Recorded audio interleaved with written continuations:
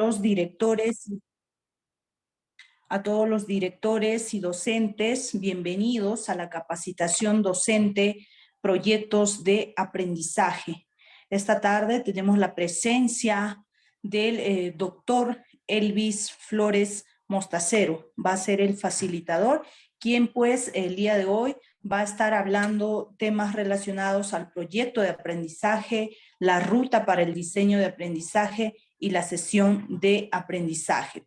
Para ello le vamos a dar la cordial bienvenida, pero antes también queremos invitar al director de la Unidad de Gestión Educativa Local, UGEL Vilcashuamán, al doctor Walter Medina Lizarbe, para que pueda dar sus palabras de bienvenida a esta capacitación virtual. Adelante, doctor.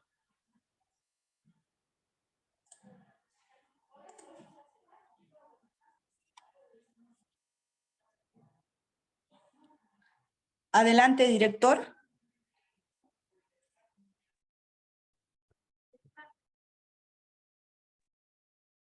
Parece que indica ahora que no. Sí, ahora sí. Por fin me han habilitado el micrófono. Muy bien, el saludo especial para el maestro Elvis Flores, asimismo para los compañeros de la UGEL Vilcashuamán y todos los maestros quienes están participando en esta acción formativa. Maestro Elvis, bienvenido a la UGEL Vilcashuamán. Para nosotros siempre es grato contar con tu presencia. En esta ocasión, nuestra UGEL, preocupados por fortalecer las competencias profesionales de los maestros, desde el área de gestión pedagógica se ha programado este taller respecto a los proyectos de aprendizaje. Toda vez que esta alternativa o esta modalidad de planificación curricular es la más ideal para poder desarrollar las competencias de los estudiantes en las distintas áreas curriculares.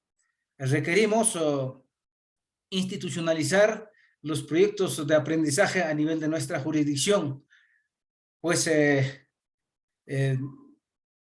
en estos tiempos se requiere pues que los docentes también puedan rediseñar, replantear su práctica pedagógica. Esa es nuestra misión. Por esa situación es lo que hemos hecho, ese esfuerzo de contar con su presencia, estimado maestro Elvis. Seguramente al finalizar esta acción formativa, nuestros participantes van a lograr ese aprendizaje para que puedan implementar desde ya en las instituciones educativas el trabajo mediante los proyectos de aprendizaje.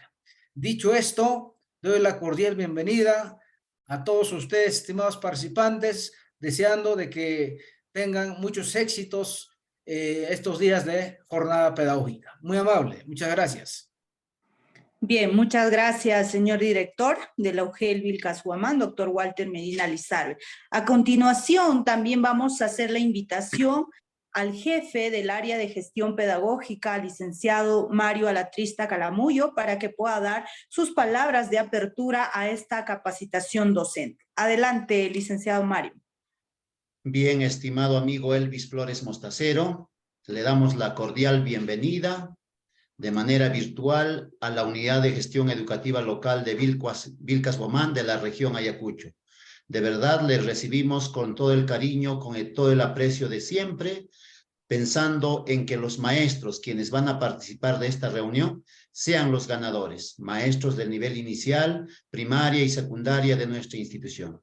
Y también quiero dar a conocer de que estos talleres hemos empezado la semana pasada, los días 27 y 28 de abril, con participación de las ponencias de Luis Guerrero, quien habló sobre el origen y caracterización de la metodología, sobre la formulación de problemas significativos y también sobre actividades, productos y competencias. Bueno, eso ha sido la ponencia de las sesiones anteriores desarrolladas la semana pasada. Y esta semana, justamente el día de hoy y el día de mañana, tenemos la ponencia de un prestigioso profesional, consultor del Consejo Nacional de Educación, Ministerio de Educación y otras entidades de prestigio nacional e internacional quien nos acompaña el día de hoy. Entonces, hoy con el maestro Elvis Flores vamos a tener de poder compartir la experiencia del proyecto de aprendizaje, el proyecto como herramienta de aprendizaje, características del proyecto de aprendizaje, las rutas para el diseño del proyecto de aprendizaje, formulación de la situación significativa, formulación de los propósitos de aprendizaje, formulación de los criterios de evaluación, planteamiento de las evidencias, organización de las secuencias de actividades, organización de los elementos en un formato. Eso sería la sesión del día de hoy. Y para el día de mañana se va a tener la sesión de aprendizaje. Elementos de la sesión de aprendizaje, momentos de la sesión de aprendizaje, rutas para diseñar la sesión de aprendizaje. De ahí la importancia de estas reuniones que realizamos. Bueno, maestro Elvis, y a todos los directores, a los docentes, le damos la cordial bienvenida y los ganadores sean nuestros niños estudiantes de la provincia de Vilcas-Huamán y todos quienes estamos interesados en este quehacer educativo. Muchas gracias. Bien, muchas gracias, licenciado Mario Alatrista, jefe de gestión pedagógica de la UGEL Vilcas-Huamán. A continuación vamos a hacer la presentación del facilitador, el doctor Flores Mostacero Elvis Fernán, es consultor en currículo, lectura y evaluación, licenciado en educación, egresado como el primer alumno de la Facultad de Educación de la Universidad Nacional de Cajamarca, en la especialidad de lengua y literatura. Ha seguido estudios de maestría y doctorado en ciencias de la educación en la Escuela de Posgrado de la Universidad Nacional de Educación. Tiene experiencia en la formación inicial y permanente de docentes como profesor de institutos pedagógicos y como especialista del Ministerio de Educación en diseño curricular, planificación curricular, evaluación del aprendizaje y elaboración de material educativo dirigido a profesores y estudiantes. Es conferencista nacional, autor de textos escolares, libros, artículos y guías sobre comprensión de lectura, competencias, planificación curricular y evaluación del aprendizaje. Ha participado en procesos de monitoreo y evaluación de programas de mejoramiento de la calidad educativa. Brinda asesoramiento a municipalidades, editoriales, ONGs, ODEC, UGELES y direcciones regionales de educación sobre currículo, lectura y evaluación del aprendizaje. Esa es el currículum de nuestro facilitador, el doctor Flores Mostacero Elvis Fernán. Bienvenido, doctor. Adelante, por favor. Gracias, Yelvay, si pronuncio bien el nombre. Sí, está bien. Ok, por las palabras de bienvenida. En realidad a mí me causa mucho agrado estar con ustedes porque con Ayacucho en realidad tenemos mucha cercanía. Quizá con varios de los asistentes ya hemos estado en algunos eventos anteriores porque he trabajado con la DRE Ayacucho en algunos eventos virtuales y también con algunas UGEL, con Cangallo, por ejemplo, con Parinacochas, ahora con Vilcas-Huamán, con Walter, que nos une una amistad desde hace muchos años. Y hace poco también, creo que hace 2, 3 años fui a trabajar con los colegas de comunicación, ¿no? de Cangallo, en el mismo Ayacucho. He ido por Parinacochas, Puquio, Huanta, así es que hay ya cierta familiaridad con Ayacucho y bueno, seguramente con varios de ustedes hemos estado en algún evento presencial, con Mario también hemos estado en alguna ocasión, así es que prácticamente podemos decir estamos en familia. Lo que vamos a hacer en este evento que ha resumido bien Mario, es concentrarse en los proyectos de aprendizaje como esa herramienta fundamental que permite desarrollar las competencias y que muy bien lo dijo Walter, ¿no? Porque hay que llamar las cosas por su nombre. Lo que realmente permite desarrollar las competencias es ese contacto que el estudiante tiene con los problemas, con las oportunidades, en situaciones auténticas, en situaciones que forman parte de su vida cotidiana, que están cercanas a su entorno, que están afectando a la familia o están afectando a la comunidad. Y el proyecto es precisamente esa herramienta que permite hacerlo, porque el proyecto no solamente promueve la participación activa, protagónica del estudiante, sino que además permite movilizar competencias de distinta naturaleza, que permite precisamente solucionar problemas, porque los problemas no se pueden solucionar, o es muy raro escuchar decir que los problemas se pueden solucionar solamente con las competencias matemáticas o solamente con las competencias comunicativas. En realidad, la combinación armónica de esas competencias de manera articulada es lo que permite solucionar los problemas, y el proyecto es esa herramienta fundamental, ¿no? Y entonces decía que hay que decir las cosas por su nombre porque es el proyecto, pues, ¿no? Por ahí ha surgido la incorporación de una categoría no tan feliz, que en lugar de aclarar la situación nos ha confundido, y bueno, me estoy refiriendo a la experiencia de aprendizaje, y se le ha pretendido otorgar características que no le corresponden, porque la experiencia de aprendizaje no es un tipo de planificación, la experiencia de aprendizaje no es un formato de planificación. La experiencia de aprendizaje es una vivencia, son las vivencias que tienen los estudiantes y que se producen cuando el estudiante realiza un conjunto de actividades previamente planificadas por el maestro. O sea que el maestro no planifica experiencias de aprendizaje en sí. Lo que el maestro planifica son actividades, son situaciones didácticas que al ser realizadas permiten a los estudiantes tener experiencias, ¿no? Y el proyecto precisamente comprende un conjunto de actividades, un conjunto de situaciones didácticas que permitirán al estudiante, cuando realice esas actividades, tener sus experiencias, ¿no? Porque la experiencia de aprendizaje deriva de el aprendizaje experiencial, que es un enfoque que dice que la persona aprende a partir de la experiencia, y eso es cierto. Las personas aprendemos a partir de la experiencia, pero de ahí a otorgarle características de planificación curricular, ya ese es otro asunto. Por eso decía, hay que llamar las cosas por su nombre, y en ese sentido me parece muy importante que se trate de instalar esta forma de trabajo, porque es lo que precisamente va a permitir el desarrollo de las competencias. Pero la implementación de todo currículo parte por entender el enfoque, la perspectiva desde la cual se han planteado los propósitos del currículo. Hay que entender que todas nuestras acciones están condicionadas por una forma de pensamiento.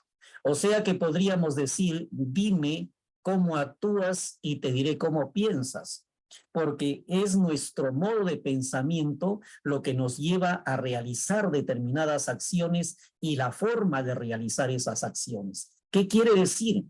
Que si yo quiero cambiar mi forma de actuar, tiene que cambiar primero mi forma de pensamiento. Yo no puedo cambiar mi forma de actuación si es que mi forma de pensamiento sigue siendo la misma.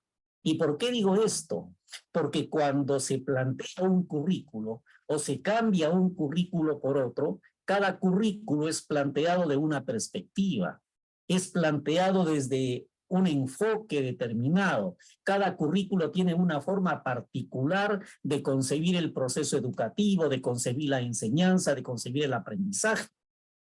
A veces creemos que cambiando el currículo por defecto, de manera automática, el profesor ya va a cambiar su práctica pedagógica, y no es así. O sea, el profesor va a continuar con su práctica pedagógica si es que su forma de pensamiento continúa siendo la misma. Entonces, si yo no entiendo el enfoque del currículo, si no me empodero del enfoque del currículo, voy a continuar con mi misma práctica de siempre. Entonces, y esto no se soluciona con ejemplos, porque nos han acostumbrado a darnos ejemplos y ejemplos y ejemplos, y los maestros, ¿qué hacemos? Copiamos el ejemplo, lo replicamos como nos dan el ejemplo, y cuando se acaban los ejemplos, queremos más ejemplos. De lo que se trata no es de dar el pescado, se trata de enseñar a pescar, de tal manera que el maestro pueda realizar su propia planificación curricular de acuerdo con las características del contexto y de acuerdo con las características de los estudiantes. A veces cuando se acaban los ejemplos, estamos tentados a comprar ejemplos. Y les digo esto porque a mí me han llegado solicitudes para enviar programas y ofrecerme determinada cantidad, como si fuera un comercio de la programación curricular. Y en las redes sociales, ustedes se habrán dado cuenta, circulan avisos ofreciendo programaciones curriculares completas. Entonces, no podemos disponer de esa manera, de ese tipo de programaciones, porque la programación surge a partir de un contexto, surge de los problemas, surge de las oportunidades de ese contexto donde está ubicada la institución educativa y de las características particulares de los estudiantes de cada institución educativa. Entonces, se trata de tener los procedimientos, la ruta que nos permita diseñar a nosotros los maestros proyectos que sean pertinentes a nuestra realidad. ¿Y por qué empiezo por esta reflexión? Porque para entrar a los proyectos, yo tengo que tener una mirada al menos general, panorámica, de lo que el currículo nacional plantea respecto al desarrollo de las competencias. Así es que antes de entrar de manera operativa al proyecto, de dar la ruta de cómo diseñar el proyecto, voy a trabajar con ustedes unos lineamientos generales que el propio currículo nacional da respecto al desarrollo de las competencias. Porque las orientaciones para desarrollar competencias, las orientaciones para realizar la planificación curricular y la evaluación también están en el currículo y están en los programas curriculares, que son los documentos oficiales que guían nuestra práctica pedagógica. Así es que me permiten entonces compartir este material que vamos a trabajar hoy. A ver, unos minutitos.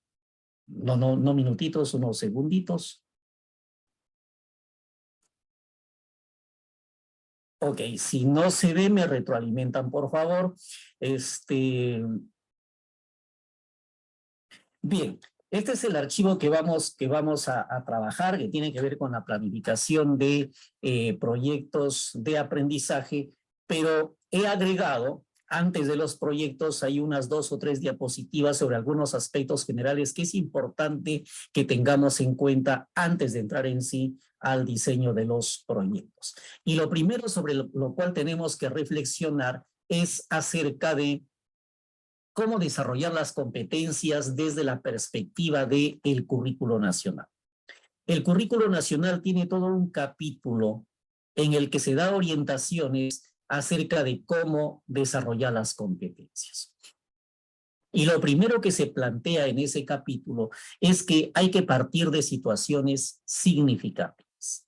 Situaciones significativas que no son más que los problemas o las oportunidades que están sucediendo en la realidad, en el entorno, en el contexto. O sea, esos problemas, esas oportunidades que están impactando en las familias o están impactando en las comunidades, en el espacio que compartimos, en el ambiente. Entonces, esos problemas son tomados para que el estudiante asuma retos, para que el estudiante encuentre formas de cómo solucionar los problemas o cómo aprovechar las oportunidades. Y se trata entonces de poner en aprietos al estudiante, de retarlo, de desafiarlo. ¿Qué puedes hacer frente a este problema? ¿Qué puedes hacer frente a esta oportunidad? A eso se refiere cuando decimos que hay que partir de situaciones significativas. Y estas situaciones significativas tienen una característica fundamental, que es la de ser retadoras. Una situación que no es retadora no es significativa. Y es retadora cuando demanda del estudiante la movilización de un conjunto de competencias y capacidades que le permiten solucionar el problema. No acumular contenidos disciplinares, sino solucionar problemas o aprovechar oportunidades que están presentes en el contexto donde se ubica la institución educativa. Pero además, las situaciones significativas, además de originarse en el contexto o en los problemas, en las oportunidades, pueden originarse también, por ejemplo, en el calendario comunal, ¿no? Pueden originarse también en el calendario cívico o en el calendario litúrgico, con la condición de que todas esas situaciones tengan que plantear retos a los estudiantes. Entonces, una situación que no plantea retos no es significativa, pero al mismo tiempo que la situación plantea retos, debe ser de interés del estudiante. A veces sucede que la situación significativa, que el problema, la oportunidad, puede ser de interés para el maestro y puede ser un problema relevante que está afectando realmente a la comunidad, pero muchas veces los estudiantes no se vinculan con ese problema. No tienen interés por ese problema. Está afectando a la comunidad, pero los estudiantes están en otra cosa. Entonces, ¿quiere decir eso que vamos a dejar de abordar ese problema por el hecho de que los estudiantes no están vinculados y están pensando en otra cosa? Tenemos que abordar ese problema, pero ¿cuál es nuestra tarea? ¿Cuál es el rol que desempeñamos como maestros? Lograr que los estudiantes se den cuenta de la importancia que tiene ese problema, que los estudiantes le encuentren sentido a lo que se está desarrollando como parte del proyecto de las sesiones de aprendizaje, que los estudiantes se den cuenta de la utilidad que tiene lo que están aprendiendo, cómo eso les puede servir para que puedan resolver los problemas de su vida cotidiana. Recuerden ustedes la primera rúbrica de observación del desempeño docente que tiene que ver precisamente con esta parte, ¿no? ¿Cómo lograr que el estudiante le dé sentido a lo que está aprendiendo? Que el estudiante se dé cuenta de la utilidad que eso tiene para su vida. Y esa es la verdadera motivación, ¿no? Porque la motivación no tiene que ver con el jueguito, no tiene que ver con la dinámica, esas dinámicas en las que los estudiantes pues se mueven de un lado a otro, realizan ejercicios, que son actividades interesantes porque crean un ambiente amical, favorable, sí, pero esa no es la motivación. La motivación deriva de la palabra motivo, o sea, encontrar un motivo para aprender. Y de eso se trata. Hay problemas relevantes que afectan a la comunidad, los estudiantes están en otra cosa, no les interesa eso, entonces, ¿cuál es nuestro rol? Despertar ese interés, lograr que ese estudiante se dé cuenta de la importancia del problema, que se dé cuenta que ese problema le puede estar afectando a él, a su familia, a la comunidad, al ambiente, etcétera, ¿no? ¿Y por qué es importante partir de los problemas y retar a los estudiantes para que solucionen esos problemas? Porque la ejercitación permanente de las competencias al solucionar los problemas permiten que las personas interioricen esquemas de actuación, esquemas o pautas de actuación. ¿Qué es un esquema de actuación? ¿Qué es una pauta de actuación? Esto es muy importante. Los esquemas y las pautas de actuación son los procedimientos que seguimos para resolver determinados problemas. Quiere decir entonces que aquel que ejercita permanentemente sus competencias, aquel que tiene más experiencia que los demás, tendrá mejores esquemas de actuación. Sabrá qué hacer primero, qué a continuación, qué seguidamente. Ustedes se han dado cuenta cuando van a la cocina a prepararse un plato, cuando lo hacen por primera vez no saben por dónde empezar, no saben ni freírse un huevo, no saben ni hervir el agua, pero conforme van ejercitando esa competencia, entonces cada vez van mejorando sus procedimientos a tal punto que logran construir esos esquemas de actuación que les permiten saber qué hacer primero, qué a continuación, qué seguidamente. Y llega a tal punto que estos procedimientos hasta se automatizan, ¿no? Y entonces uno ya sabe lo que tiene que hacer. Eso es lo que brinda la ejercitación permanente de las competencias, pautas o esquemas de actuación que nos dan los procedimientos para solucionar problemas o aprovechar las oportunidades. Entonces, el reto y el interés va de la mano. Se trata de que las situaciones sean retadoras para el estudiante, pero al mismo tiempo que logren involucrarse en esas actividades. Y por lo tanto, tenemos que despertar ese interés del estudiante. Pero aquí hay algo fundamental, que cuando los estudiantes solucionan problemas, aprenden haciendo. Porque el estudiante tiene que comprender ese problema. Si no comprende el problema, no lo va a solucionar. Tiene que comprender el problema, analizar sus causas, sus consecuencias, ¿no? Ver cuáles son los factores asociados, cómo ese problema nos puede estar afectando y a partir de esa comprensión del problema que requiere de manejo de información. Y aquí entran los contenidos disciplinares para comprender el problema, ¿no? A partir de eso, el estudiante plantea alternativas de solución. Y para plantear alternativas de solución también necesita del contenido disciplinar. O sea que el contenido disciplinar se va a realizar siempre, pero ya no para ser acumulado a modo de una educación bancaria, sino que esos contenidos, ese conocimiento que el estudiante va construyendo, le permite solucionar problemas. O sea, se trata de que el estudiante use el conocimiento, ¿no? Entonces, cuando se solucionan problemas, el estudiante aprende haciendo. Él hace y él va aprendiendo. Y por lo tanto, se necesita que realice tareas auténticas. ¿Cuáles son esas tareas auténticas? Son aquellas que realmente existen, son aquellas que forman parte de la vida cotidiana del estudiante. Y esas tareas auténticas se caracterizan porque tienen destinatarios conocidos, destinatarios de carne y hueso a quienes están dirigidas esas tareas.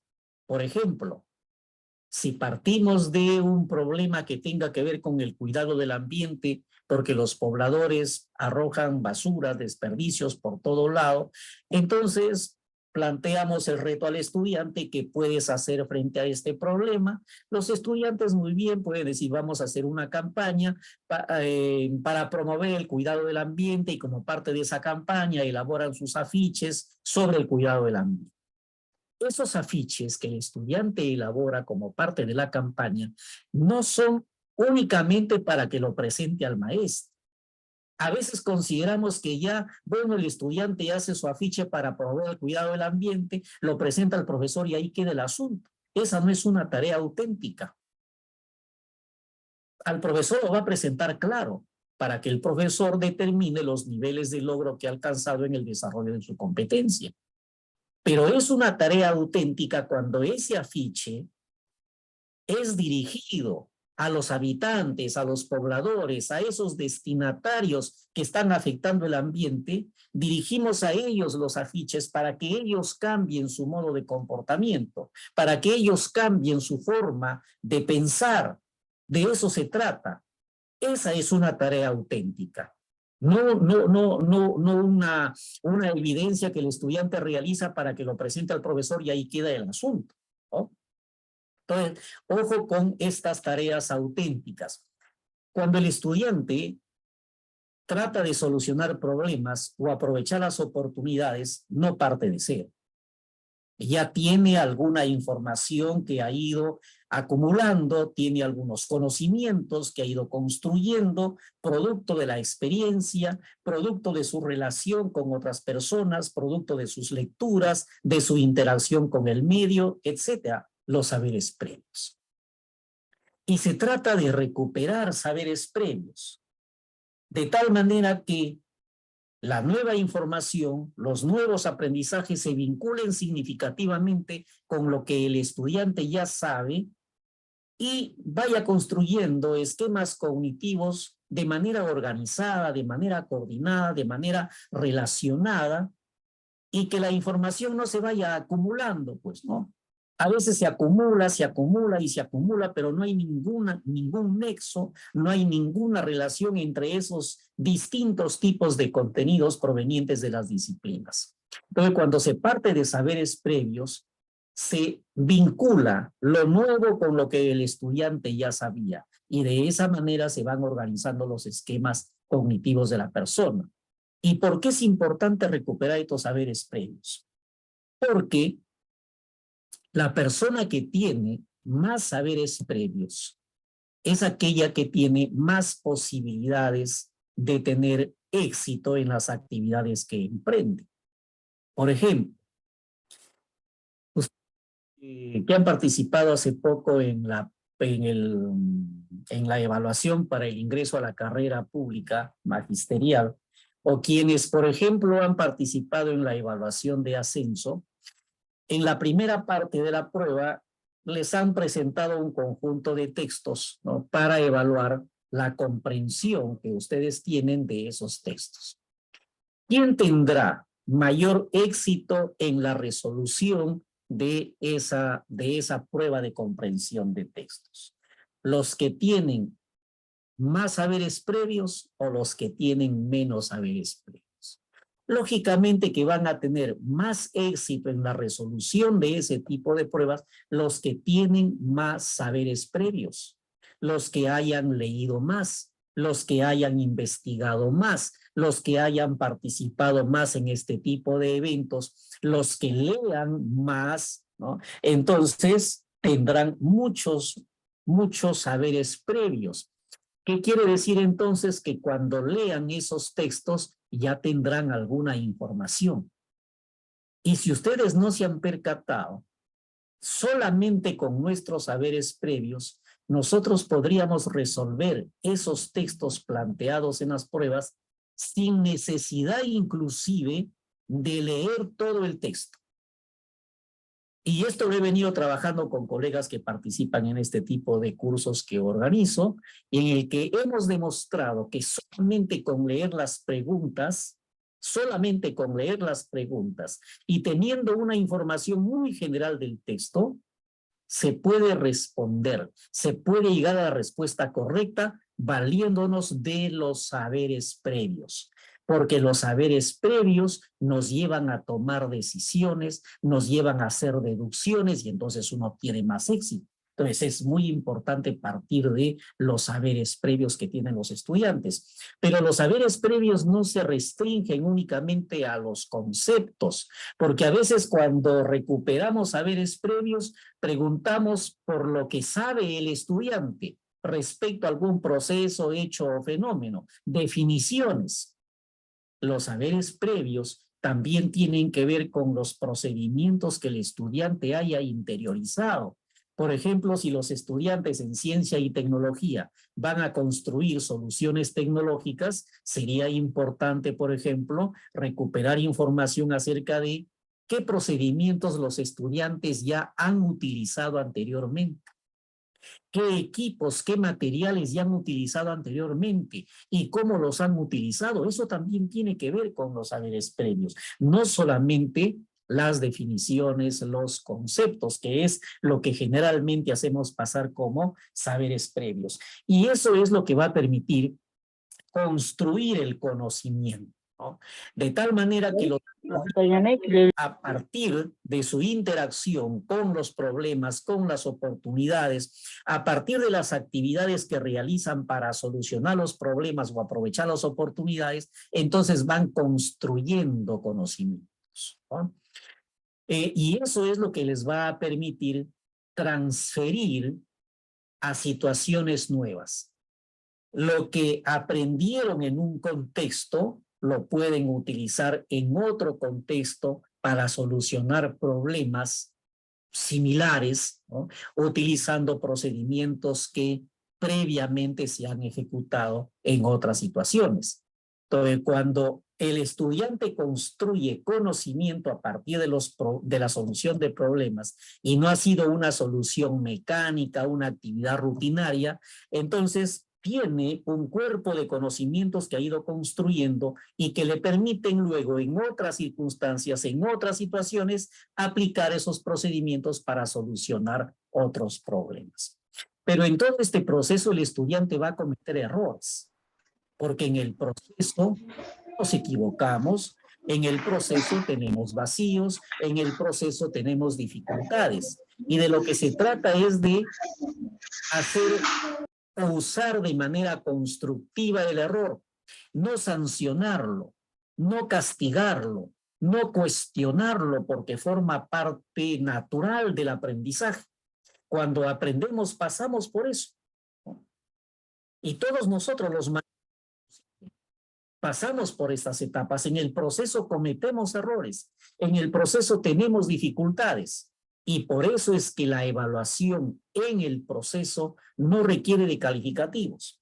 La evaluación en el proceso es precisamente para superar los errores, para superar las dificultades que permitan al final lograr los propósitos que se ha establecido. Y al final sí, evalúo para poner calificativos, para asignar niveles de logro, pero después de haber pasado por todo el proceso, ¿no? Entonces, esto es muy importante que lo entendamos, porque a veces nuestra preocupación es por colocar calificativos a cada rato y para todo, y nos llenamos de calificativos en el proceso y después no sabemos nada. Durante el proceso no se requiere calificativos. Durante el proceso lo más importante es el acompañamiento, la retroalimentación, el andamiaje que nosotros damos al estudiante para que pueda superar sus errores, sus dificultades. También es importante en este proceso que los estudiantes afronten situaciones en las que la información que ellos tenían, las concepciones que ellos tenían, entran en contradicción con nuevas concepciones. Sucede que cuando nos enfrentamos a un problema o queremos oportunidad, toda persona tiene ciertas concepciones, ¿no? Tiene ciertas creencias, tiene ciertas formas de pensamiento. Entonces sucede que en una determinada situación nos damos cuenta que hay una idea, hay una concepción, hay una nueva información que contradice lo que nosotros ya sabíamos y se produce un desequilibrio en el sistema de ideas.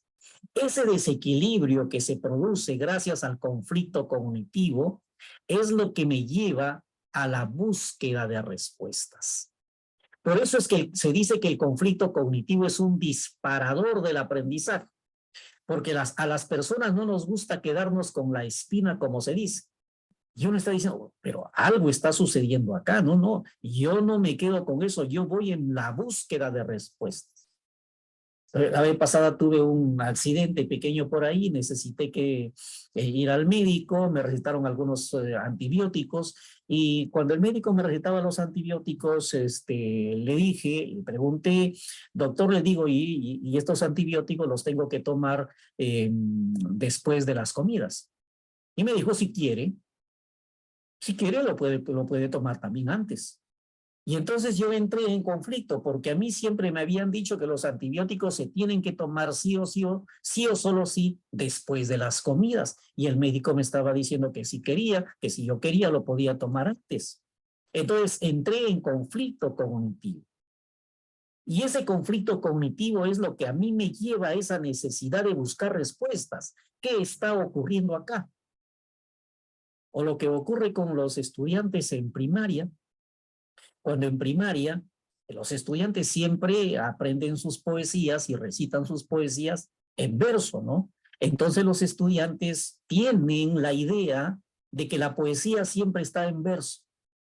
Entonces, llega un momento en educación secundaria, el profesor en comunicación dice, muy bien, ahora vamos a leer textos poéticos. Y les reparte unas hojitas con textos en prosa, que son poéticos, tipo Platero y yo. Y entonces el estudiante, el profesor, pero no es una poesía, dice, esto está escrito en prosa, esto no es poesía. ¿Por qué? Porque tiene la idea de que la poesía siempre está en verso. Se ha producido un conflicto cognitivo que le lleva a preguntarse, a cuestionarse qué está sucediendo acá. y eso le lleva a la búsqueda de respuestas. Entonces, es muy importante este conflicto cognitivo, porque nos pone en alerta qué está sucediendo. Y a veces un buen conflicto cognitivo es la mejor motivación que podemos tener, ¿no? Porque la persona está ahí tratando de encontrar una respuesta para ese conflicto que se ha presentado. Y en todo este proceso la función del maestro es fundamental, mediante la mediación. Y la mediación se produce gracias a ese acompañamiento permanente que el profesor realiza a los estudiantes, para identificar en forma oportuna dónde están los errores, dónde están los vacíos, de tal manera que pueda brindar el andamiaje necesario para que el estudiante pueda hacer algo que por sí solo no lo puede hacer. Y el andamiaje tiene que ver precisamente con la intervención del docente en esa zona de desarrollo próximo en el lenguaje de Vygotsky, ¿no? La zona de desarrollo próximo, que es la zona donde el maestro interviene. El maestro no debe intervenir en la zona de desarrollo real, porque la zona de desarrollo real el estudiante ya la tiene dominada. Que ya no hay necesidad de que el maestro intervenga en esa zona. Si el maestro interviene en la zona de desarrollo real, ese estudiante se va a aburrir, porque eso ya lo domina. Si el maestro interviene en la zona de desarrollo potencial, el estudiante se frustra, ¿no? Claro, se frustra. ¿Por qué? Porque se siente, digamos, no en las condiciones adecuadas para que pueda hacer las cosas. Es más, no lo puede hacer ni con ayuda. Es la zona de desarrollo próximo donde el profesor interviene, porque es en esa zona donde el estudiante puede hacer las cosas con ayuda de los demás y brinda andamiaje o la retroalimentación, que le dice al estudiante lo que está logrando, lo que le falta por lograr en función de los criterios previamente formulados. Entonces, la labor del maestro es fundamental en el proceso de acompañamiento. Y en el proceso, fundamentalmente, más importante que el calificativo es el andamiaje y es la retroalimentación. Pero para solucionar los problemas o aprovechar las oportunidades que hay en el contexto, se requiere de la participación conjunta de los estudiantes. O sea, los problemas no se pueden solucionar de manera individual, requieren de un trabajo colaborativo, requieren de la cooperación de los estudiantes, requieren que asuman responsabilidades y roles distintas, que compartan responsabilidades, y que todos vayan en pos de un propósito, y ello les permite autorregular sus acciones, de tal manera que en forma conjunta y realizando roles distintos pueden solucionar los problemas o pueden aprovechar las oportunidades. Y eso es lo que va generando en ellos las habilidades sociales, por ejemplo, para respetar sus ideas, respetarse entre ellos, para respetar las ideas de los demás, para saber llegar a acuerdos, para saber llegar a consensos, que es lo que no tenemos actualmente. Nos cuesta llegar a consensos. A veces uno se cree el poseedor absoluto de la verdad, y es en el trabajo cooperativo que realizamos que nos damos cuenta que, bueno, yo puedo tener mi opinión y que en algún momento puedo estar equivocado y que quizá los demás tengan la razón. Y uno se acostumbra a tener esa apertura y a ver las cosas con flexibilidad.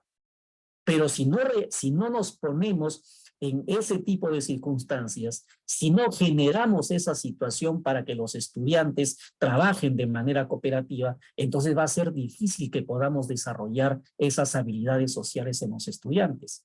Y todo esto requiere del desarrollo del pensamiento complejo, que implica ver el mundo de manera integrada, en el que se producen una serie de relaciones y que las cosas, los hechos y los fenómenos no son islas No son compartimentos estancos, sino que hay relaciones, hay vínculos entre ellos, y eso es lo que explica precisamente el trabajo disciplinar.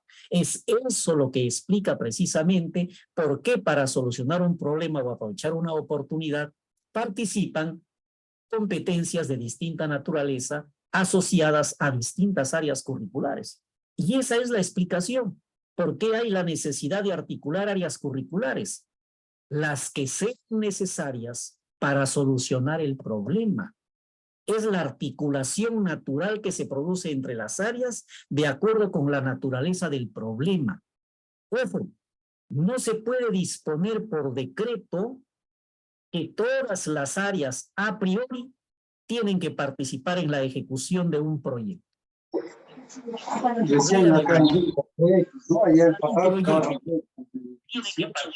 definición. Me ayudan, por favor, los anfitriones con los micrófonos que están encendidos. Entonces, no se puede, decía, decretar a priori que en un proyecto tienen que participar todas las áreas curriculares, porque eso depende de la naturaleza del proyecto.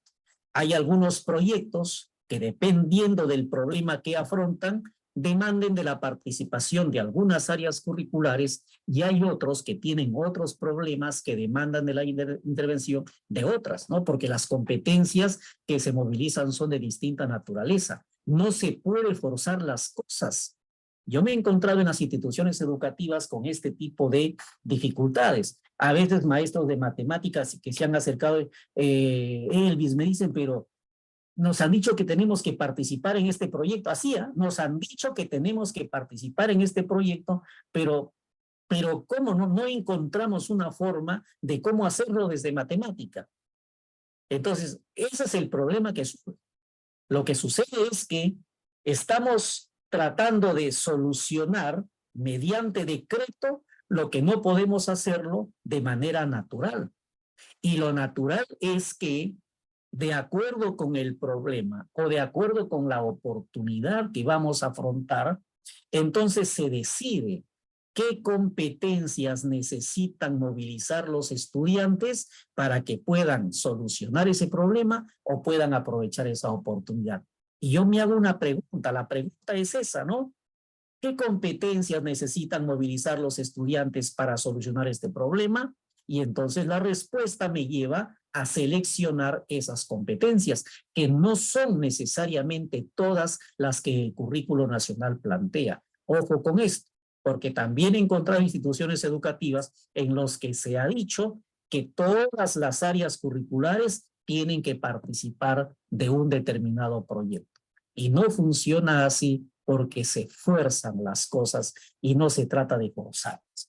Ese es el marco que el currículo nacional plantea respecto a algunas orientaciones generales para el desarrollo de las competencias.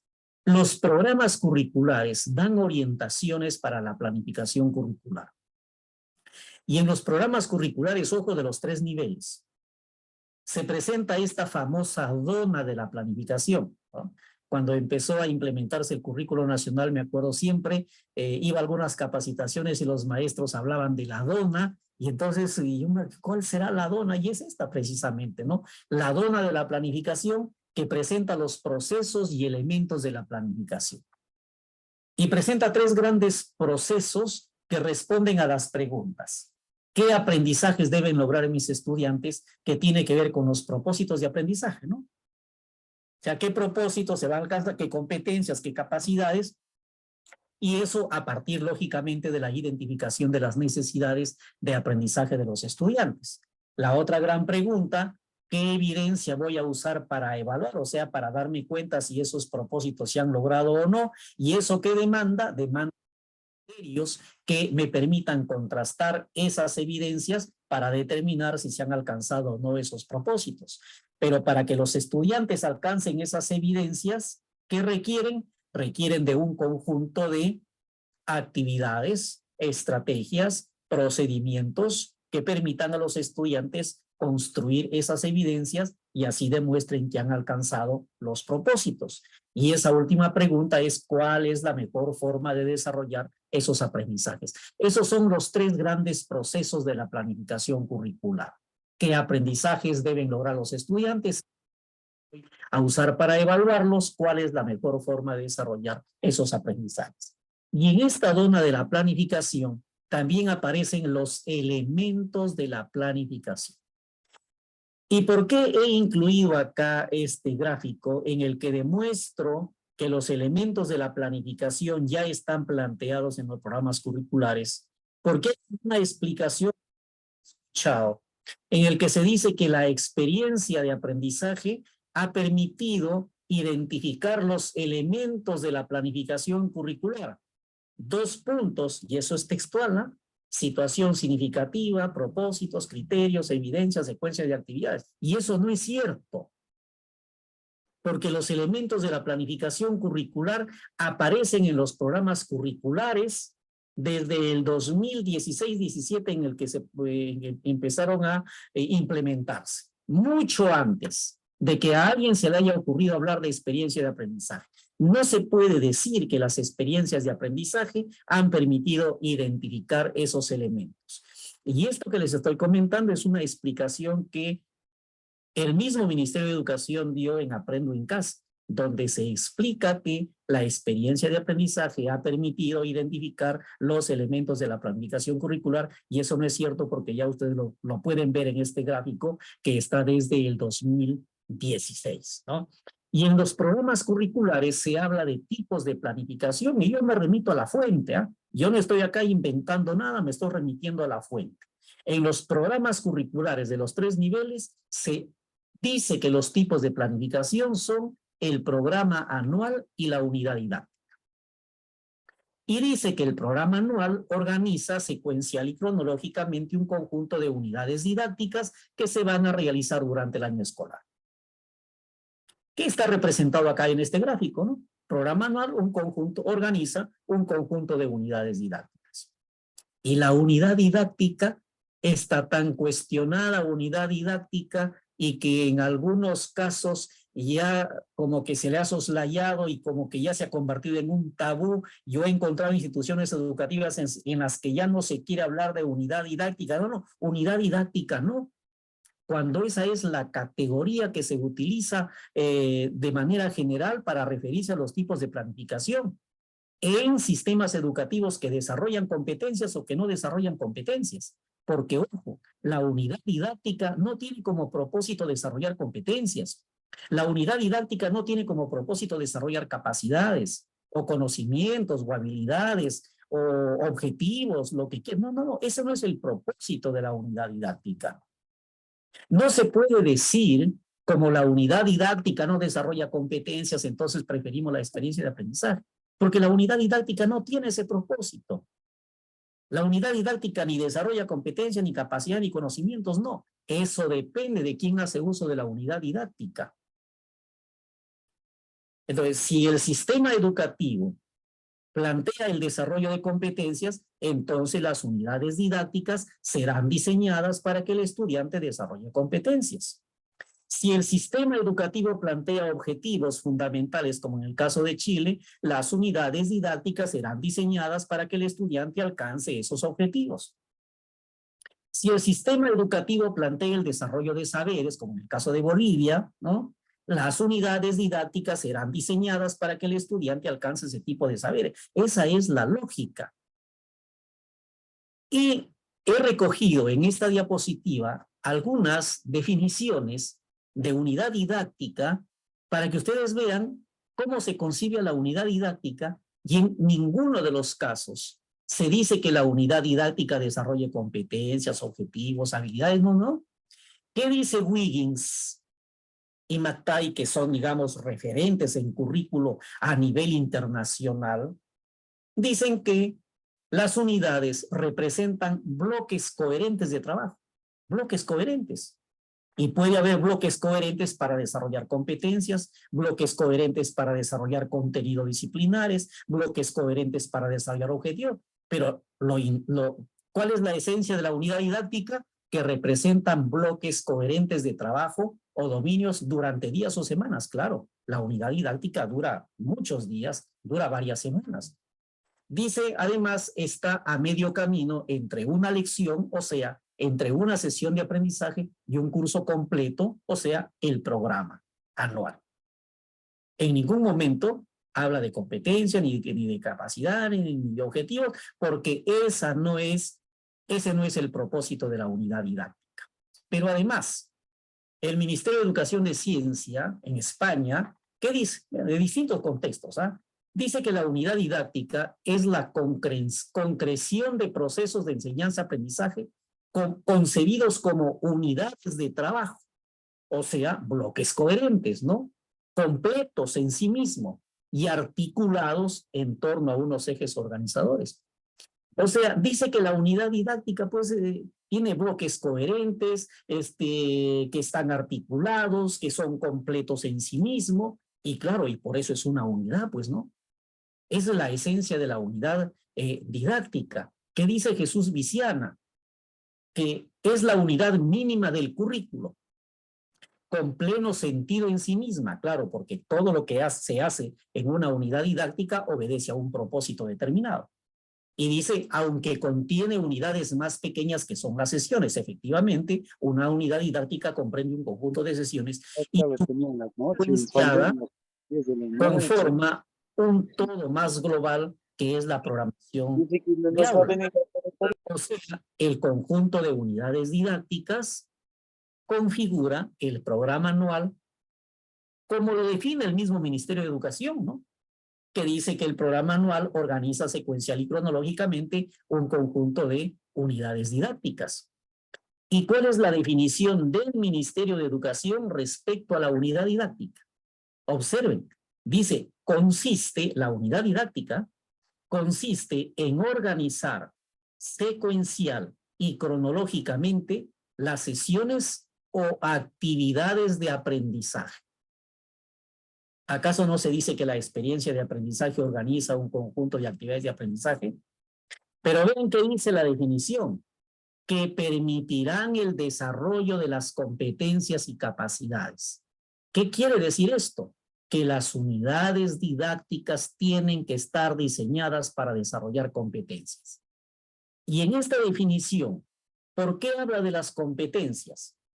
Porque el Ministerio de Educación ha planteado un currículo que está orientado a desarrollar competencias y por lo tanto las unidades didácticas deben ser diseñadas para desarrollar competencias. Si se trata de un sistema educativo que no desarrollara competencias, entonces, bueno, dirá pues conjunto de actividades para desarrollar objetivos o conjunto de actividades para desarrollar conocimientos, etcétera.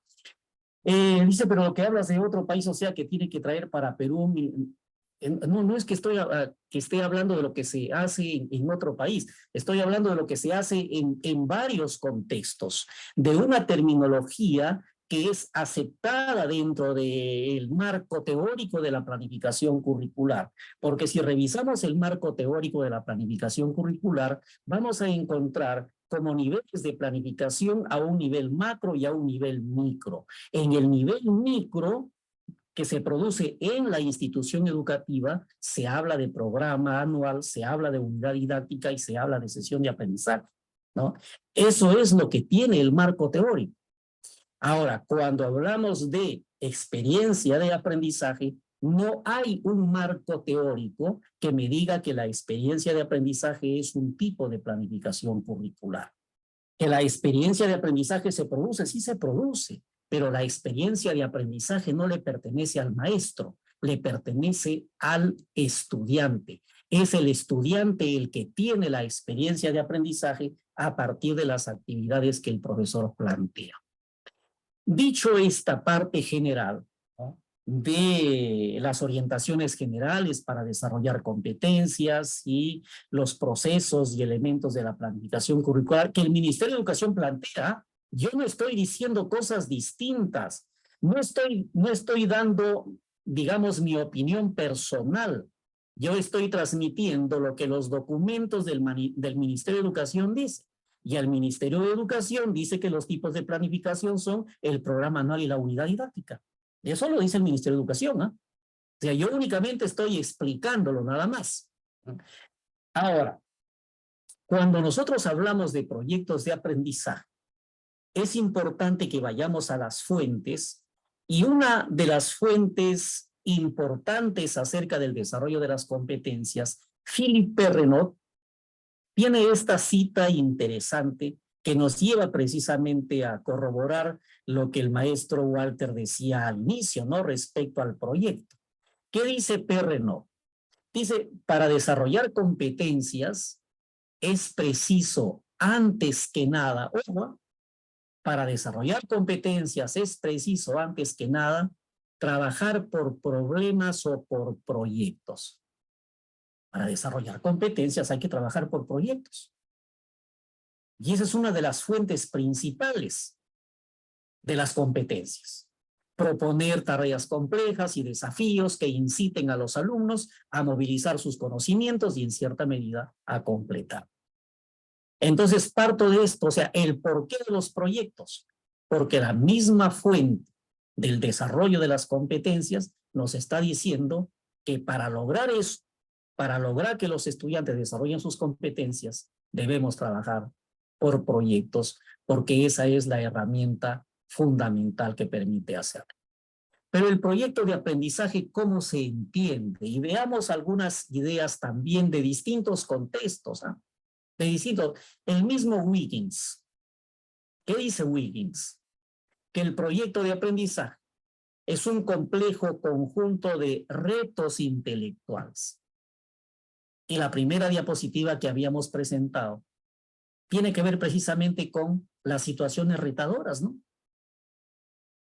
Entonces hay coherencia entre lo que el currículo plantea y lo que dicen las fuentes respecto al desarrollo de las competencias y los proyectos. Un complejo conjunto de retos intelectuales que normalmente suceden en largos periodos de tiempo. Ahora, un proyecto pues no dura un par de días, ¿no? Tiene un tiempo prudencial. Dice, los proyectos normalmente implican exhaustivas investigaciones. Porque cuando partimos de un problema, yo tengo que comprender cabalmente ese problema. Bueno, digo yo, pero los estudiantes tienen que comprender cabalmente ese problema. Y para que comprendan cabalmente el problema, tienen que investigar, pues. Tienen que buscar fuentes, información en fuentes diversas, para que encuentren explicaciones respecto a las causas, respecto a las consecuencias, respecto al impacto de ese problema. Y ahí entra el contenido disciplinar. Dice además Wiggins que culminan con productos o desempeños del estudiante. Claro, cada proyecto culmina con producciones. En el lenguaje del currículo nacional termina con evidencias. Y esas evidencias son las que apuntan precisamente a solucionar el problema o aprovechar la oportunidad. Y ahí tenemos algunas características específicas del proyecto, ¿no? Que plantean retos, que suceden en largos periodos de tiempo, que implican exhaustivas investigaciones, que culminan con producciones. Veamos otra definición para ir entendiendo la naturaleza del proyecto. ¿Qué dice Frida Díaz? Que tiene muchas publicaciones respecto al aprendizaje situado, la enseñanza situada y dentro de toda esta propuesta, los proyectos de aprendizaje. O sea, es una voz autorizada para hablar sobre el proyecto de aprendizaje. Frida Díaz dice que es un conjunto de actividades concretas, interrelacionadas. Claro, no se trata de que un área haga una cosa por su lado, otra área otra cosa por su lado y bueno, pues cada uno baila con su propio pañuelo. No es así. Esas actividades tienen que estar interrelacionadas, coordinadas entre sí, que se realizan con el fin de resolver un problema. Resolver un problema. Lo que estamos explicando desde la primera diapositiva. Lo que se dice en las orientaciones que el propio Ministerio de Educación da. Producir algo o satisfacer alguna necesidad. Y esa es la característica fundamental del proyecto, que lo que se produce tiene un fin social. Lo que se produce está orientado a satisfacer alguna necesidad, a solucionar un problema, aprovechar una oportunidad. Un proyecto pues no puede estar orientado a ser organizadores de información, ¿no? O sea, el proyecto tiene que estar orientado a solucionar el problema, a aprovechar la oportunidad. Eso es lo que nos dice Frida Díaz. La Secretaría de Educación Pública en México dice que el proyecto es una propuesta didáctica orientada a la resolución de un problema, nuevamente, solución de un problema o situación concreta, y que implica la elaboración de un producto. Nuevamente, otra característica del proyecto, la elaboración de un producto. O sea, la evidencia en el lenguaje del currículo nacional. Y el Ministerio de Educación del Perú también tiene su definición, y esta definición está extraída del tutorial para el diseño y gestión de proyectos de aprendizaje. Es un tutorial de 5 fascículos que se ha distribuido por las redes sociales, pero es del Ministerio de Educación. Y en ese tutorial se recoge la siguiente definición. Dice, el proyecto de aprendizaje es una forma de planificación integradora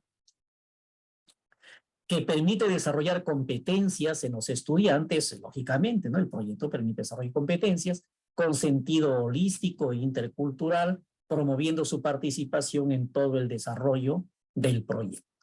Bueno, no se refiere a esas características específicas del proyecto, como por ejemplo que permite solucionar problemas, que requiere de investigaciones exhaustivas, que culmina con producciones, pero es la definición que plantea el Ministerio de Educación. Entonces, a partir de estas definiciones, podríamos, digamos, llegar a algunas conclusiones respecto a la importancia del proyecto como una herramienta de aprendizaje. Por el proyecto, los estudiantes aprenden al hacer, o sea, aprenden haciendo, y al reflexionar sobre lo que hacen. O sea, no se trata únicamente de hacer las cosas, sino que lo que se hace es producto de una reflexión.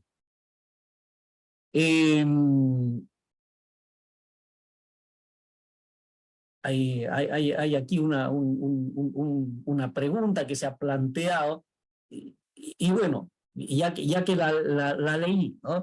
Dice, los proyectos de aprendizaje es el único camino para solucionar problemas y desarrollar, como no es el único camino, no, pero es la herramienta fundamental, es la herramienta por excelencia para desarrollar las competencias. Ahora dice que las diferencias de unidad de aprendizaje y proyecto de aprendizaje, más que el esquema, o dice las diferencias entre el esquema, más que esquema es la esencia de estos tipos de unidades didácticas. Sobre el proyecto de aprendizaje aquí lo estamos diciendo, ¿no? El proyecto, y luego vamos a caracterizar. O sea, el proyecto de aprendizaje tiene como propósito un fin social, modificar la realidad, transformarla. Y se transforma la realidad cuando solucionamos problemas, aprovechamos oportunidades. Para eso se hace un proyecto. Una unidad de aprendizaje no se orienta necesariamente a solucionar problemas. Es un espacio de reflexión, de análisis, de cuestionamiento sobre algún hecho, fenómeno. Por ejemplo, en ciencias sociales, cuando los estudiantes construyen interpretaciones históricas, ¿no? Cuando se construyen interpretaciones históricas, no estamos solucionando un problema. No estamos aprovechando una oportunidad. Yo estoy analizando causas, consecuencias, simultaneidades, permanencias, etcétera, y al final formulo mis explicaciones históricas, ¿no? A partir de esas causas, consecuencias, etcétera, pero no estoy solucionando un problema. Eso podría dar origen, por ejemplo, a una unidad de aprendizaje y no necesariamente un proyecto de aprendizaje. Un proyecto de aprendizaje fundamentalmente se orienta a solucionar problemas y a aprovechar oportunidades. Y en este proceso los estudiantes hacen, pero lo que se hace es producto de una reflexión. No es un hacer mecánico, es un hacer reflexivo. Y lo que se hace se realiza mediante prácticas situadas o auténticas. Ya nos referimos a lo que concebimos como una tarea auténtica, o sea, algo que tiene un destinatario de carne y hueso a quien nos vamos a dirigir para motivarlo a que cambie de forma de comportamiento, que cambie de forma de pensamiento, etcétera. Los proyectos ubican a los estudiantes en el mundo real. Y en ese mundo real, los estudiantes construyen su conocimiento al solucionar problemas, al aprovechar oportunidades, y eso es lo que precisamente evita la simple memorización de contenidos disciplinares. Una cosa es desarrollar el contenido como fin en sí mismo, a modo de una educación bancaria, en lo que importa es cuánto sabe el estudiante. Y otra cosa es que el estudiante utilice eso que está aprendiendo para solucionar problemas o aprovechar oportunidades. Esa es la gran diferencia entre una propuesta y otra. Los proyectos de aprendizaje proporcionan esquemas y pautas de actuación para resolver problemas, que ya habíamos explicado. Recuerdan que habíamos dicho que la ejercitación permanente de las competencias permite que interioricemos esquemas y pautas de actuación. Esos esquemas y pautas de actuación son los procedimientos que nosotros vamos interiorizando para solucionar nuestros problemas. Quienes tienen más experiencia, quienes ejercitan de manera permanente sus competencias, entonces ya tienen esos procedimientos y llega un momento en que uno casi como que se automatiza, ¿no? Y ya sabe qué hacer primero, qué a continuación, qué seguidamente. Eso es lo importante de desarrollar las competencias de manera frecuente. Los proyectos de aprendizaje permiten desarrollar el pensamiento complejo, porque las cosas, los hechos, los fenómenos ya no se conciben como islas, como compartimentos estancos, sino en sus múltiples interrelaciones. Y además los proyectos permiten desarrollar habilidades de orden superior para tomar decisiones y solucionar problemas.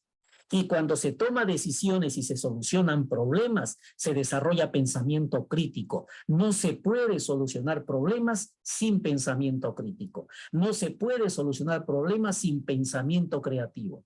Los colegas de secundaria deben recordar el DCB 2004.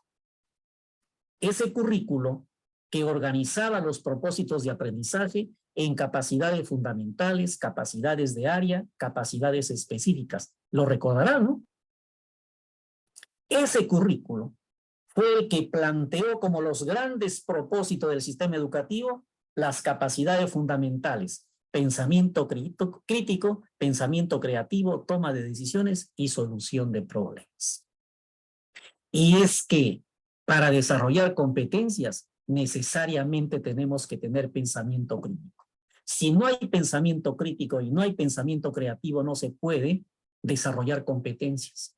¿Cómo interviene el pensamiento crítico? Cuando partimos de un problema, yo tengo que analizar ese problema, causas, consecuencias, tengo que buscar información para ver cómo está impactando en la persona, en las familias, en el contexto, etcétera.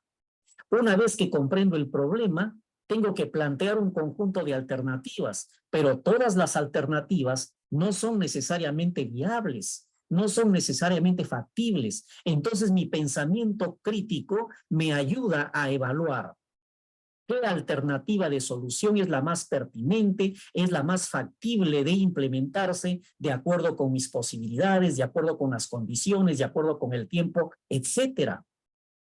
Reflexión crítica sobre esas distintas formas de solucionar el problema. Y esa evaluación en la que interviene el pensamiento crítico es lo que me permite precisamente tomar decisiones. El pensamiento creativo, en la libertad que tiene, puede echar a volar su fantasía y decir: a este problema yo lo puedo solucionar de las maneras A, B, C y D. Y plantear las alternativas más descabelladas que sean posibles, porque el pensamiento creativo no tiene restricciones. Entonces puede plantear muchas cosas. Y entonces el pensamiento crítico llega y le dice: un momentito, pensamiento creativo. Está bien, tú puedes plantear todas las alternativas que consideres pertinente, pero ahora vamos a evaluar cuál de esas alternativas realmente es factible para solucionar. Entonces, intervención, pensamiento creativo, pensamiento crítico. ¿Recuerdan ustedes la rúbrica de observación del desempeño docente? La tercera rúbrica que tiene que ver precisamente con razonamiento, pensamiento crítico y creatividad, porque no se puede desarrollar competencias sin esas habilidades de orden superior. Y eso es lo que permite precisamente el proyecto de aprendizaje. Y los proyectos de aprendizaje desarrollan la responsabilidad y la autonomía. Los estudiantes asumen el protagonismo de su propio aprendizaje, se tornan propositivos, se acostumbran a plantear soluciones, a ser protagonistas en un problema para no mirar de reojo el problema, sino afrontarlo, porque están acostumbrados a solucionar problemas. Entonces, imagínense si un estudiante permanentemente está partiendo de problemas, oportunidades y tratar de afrontarlos, movilizando sus competencias, es un estudiante que se va a acostumbrar a ese tipo de retos, a ese tipo de desafíos. El proyecto promueve el trabajo cooperativo, como habíamos explicado en las orientaciones del ministerio, ¿no? La autoconfianza, las habilidades sociales que nos permiten precisamente solucionar problemas en contextos reales. Esas habilidades sociales que me ayudan a tener flexibilidad, apertura, respeto por los demás y sus ideas, que me permiten encontrar alternativas a partir del consenso, del diálogo, a partir de la negociación, que son habilidades sociales que lamentablemente no tenemos. Y a partir de todo eso, ¿cuáles serían entonces las características fundamentales del proyecto? Podríamos decir que el proyecto interviene en la realidad para modificar. Y claro, o sea, un proyecto que parte de un problema, cuando mediante una producción se soluciona, la realidad ya no es la misma, ¿no? La realidad. Al solucionar un problema, la realidad cambia. Si encontramos una oportunidad en el contexto y aprovechamos esa oportunidad, damos valor agregado a lo que se produce en la comunidad, entonces la realidad ya cambió. La realidad ya no es la misma. Entonces, un proyecto interviene en la realidad para modificarla. Es la característica fundamental del proyecto, ¿no? Y lo que decía uno de los colegas respecto a las diferencias, la unidad de aprendizaje no interviene en la realidad para cambiarla. En una unidad de aprendizaje reflexionamos, cuestionamos, analizamos, organizamos información, comunicamos, etcétera, pero no me lleva al planteamiento de soluciones que me lleven a cambiar una determinada. El proyecto con alguna producción que aporta beneficio social, o sea, las evidencias que los estudiantes producen, construyen en su proyecto, tienen como finalidad solucionar algún problema, satisfacer alguna necesidad, aprovechar alguna oportunidad. Esa es la naturaleza del proyecto. Y el proyecto comprende un conjunto de actividades secuenciales, interrelacionadas, articuladas, en las que cada actividad, una después de otra, permite a los estudiantes construir las evidencias que les van a permitir solucionar los problemas o aprovechar las oportunidades. Y lógicamente el proyecto, en la medida que parte de problemas y oportunidades, requiere, de la participación activa de los estudiantes. Los estudiantes asumen un rol protagónico porque son ellos los que asumen los retos, los desafíos, y ellos son los que construyen evidencias orientadas a solucionar los problemas o aprovechar las oportunidades. Y culmino esta parte general con lo que Frida Díaz dice. Un proyecto enfrenta problemas auténticos, que no son ejercicios escolares rutinarios, sino verdaderos problemas por resolver, y conduce a la adquisición de las competencias. En resumen, eso es lo que podríamos decir respecto de los proyectos. Y para diseñar un proyecto hay caminos diversos. Hay bibliografía inmensa sobre los proyectos. Y hay algunos libros, algunos tratados, algunos tutoriales. El propio Ministerio de Educación tiene su tutorial para el diseño y gestión de proyectos, ¿no? Pero son rutas distintas. Lo que he tratado de hacer con esta ruta que les voy a presentar es tomar los elementos de la planificación curricular que plantea el currículo nacional. Porque un currículo nacional se tiene que implementar con sus propias capacidades. No podemos inventar otras Normal, chica, categorías normal, dice. distintas a las que plantea el currículo nacional. Cuando yo utilizo Mañana, ¿qué vas a hacer? Cuando yo utilizo categorías distintas a lo que el currículo plantea, estoy asumiendo que el propio currículo es insuficiente, que no puede explicarse por sí mismo. Gracias por lo del micrófono. Entonces, cuando se implementa un currículo, yo no puedo utilizar otras categorías o prestar categorías de otros currículos. Cada currículo habla por sí mismo, se explica por sí mismo con sus propias categorías. Y el currículo nacional tiene categorías. El currículo nacional en sí mismo y sus programas curriculares que forman parte del CNEF tienen categorías, tienen definiciones que permiten explicarse por sí mismo sin necesidad de acudir a otra categoría. No entiendo. Desde un inicio, cuando se empezó a utilizar la experiencia de aprendizaje, yo no le encontraba sentido. O sea, ¿por qué? Si el currículo nacional y los programas curriculares tienen las orientaciones claras acerca de cómo desarrollar las competencias, acerca de cómo hacer la planificación curricular. ¿Por qué hubo la necesidad de eso? Estoy asumiendo que lo que el currículo nacional está planteando es insuficiente. Y por lo tanto tengo que inventar otras categorías para explicar lo que el currículo nacional no puede ser. Dicho sea de paso, en ninguna parte del currículo nacional, ni de los programas curriculares, que son los documentos básicos, esenciales, en ninguno de esos documentos se habla de experiencia de aprendizaje, ¿no?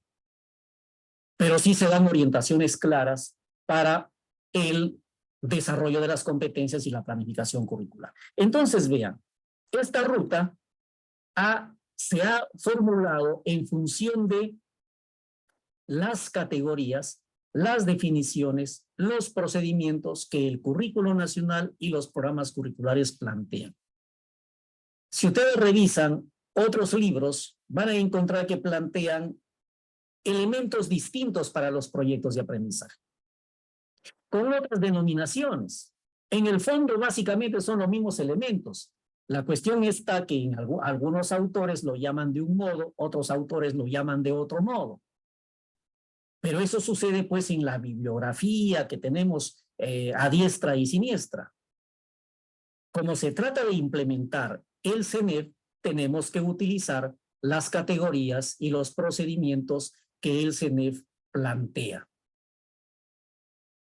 Me están preguntando si la experiencia de aprendizaje es sinónimo de la unidad. No es sinónimo de unidad didáctica, para nada, porque la unidad didáctica es un tipo de planificación.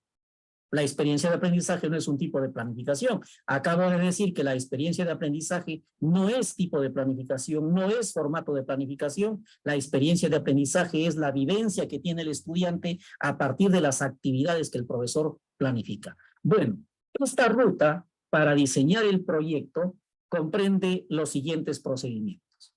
Describir la situación significativa. Luego vamos a explicar con un ejemplo cómo se hace cada uno de estos procedimientos. Describir la situación significativa, plantear los propósitos de aprendizaje, formular los criterios de evaluación, plantear las evidencias, organizar la secuencia de actividades y seleccionar los materiales. Y podríamos adicionar ahí también describir la evaluación, ¿no? O sea, cómo vamos a realizar la evaluación en ese proyecto de aprendizaje. Veamos cómo se realiza cada uno de estos procedimientos, porque lo importante es tener esa ruta y tener un procedimiento para hacerlo. No se trata únicamente de decir háganlo, se trata de decir cómo hay que hacerlo, qué procedimientos me dan para hacerlo. O sea, no se trata de decir, bueno, y ahora hay que desarrollar competencias. Y nosotros los maestros, especialmente los que ya tenemos un poquito más de años encima, como yo, por ejemplo, nosotros hemos sido formados para transmitir conocimientos. Nosotros no hemos sido formados para desarrollar competencias. Y entonces cuando se cambia un currículo por otro, se asume que el profesor automáticamente va a cambiar su práctica pedagógica. Y no es así.